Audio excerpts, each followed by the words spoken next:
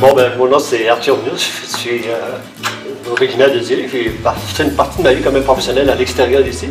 Je suis revenu quand même depuis fin des années 70. Voilà, donc je travaille toujours au niveau communautaire. Je suis à la retraite présentement, mais je m'investis encore beaucoup dans mon milieu, dans divers dossiers. Et je suis grand-parent de deux garçons.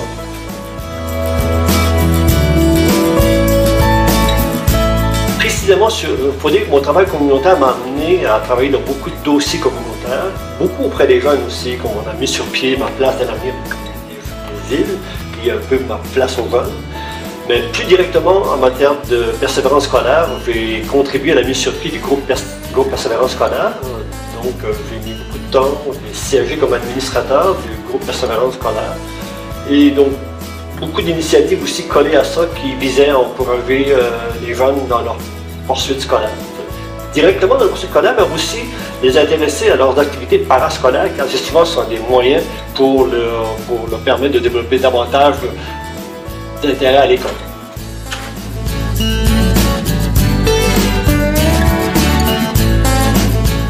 Bon, c'est un peu ça. Donc, dans les années, il faut dire, mon primaire, je l'ai fait dans les années 50, c'est assez loin. Donc, ça a été effectivement une occasion pour nous, compte tenu que les activités dans notre communauté n'étaient pas tellement organisées. Le fait de fréquenter l'école, ça nous permettait d'avoir accès justement à davantage d'activités, de groupes, donc des amis. Donc, c'est un côté nettement positif dans les premières années du primaire. Nécessairement, lorsque j'ai eu la chance dans les années 65 de quitter les îles pour des études post-secondaires, là, nécessairement, ça a été vraiment un privilège parce que là, à l'époque, c'était pas nombreux à pouvoir avoir accès parce qu'économiquement parlant, c'était pas évident. Tu sais. Donc, de pouvoir arriver à ce niveau-là, à l'extérieur, plein de ressources humaines et matérielles, donc c'était vraiment nettement avantageux pour moi.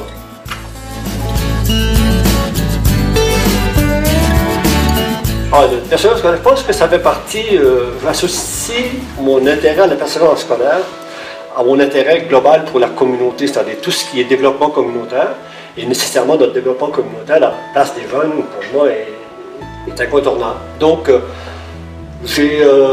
dans tout mon parcours professionnel, en tant que j'étais travailleur communautaire au CLSC, on a mis beaucoup d'importance à la place des jeunes. Donc, faire en sorte qu'ils soient intéressés à leur milieu, qu'ils puissent, après le parcours scolaire, revenir ici. Donc, quand est arrivé le moment peut-être de travailler plus directement sur la persévérance scolaire, ça a été un automatisme pour moi. Donc, je me suis investi là-dedans avec d'autres personnes pour pouvoir aller plus profondément travailler auprès des jeunes dont on savait peut-être qu'il y avait des parcours scolaires plus difficiles. C'est-à-dire d'abord en analysant un peu la statistique, voir un peu c'était quoi les taux de réussite, puis faire en sorte de développer des projets d'ailleurs comme Manlibus et d'autres, qui permettrait peut-être à réduire ces aspects négatifs de la persévérance scolaire.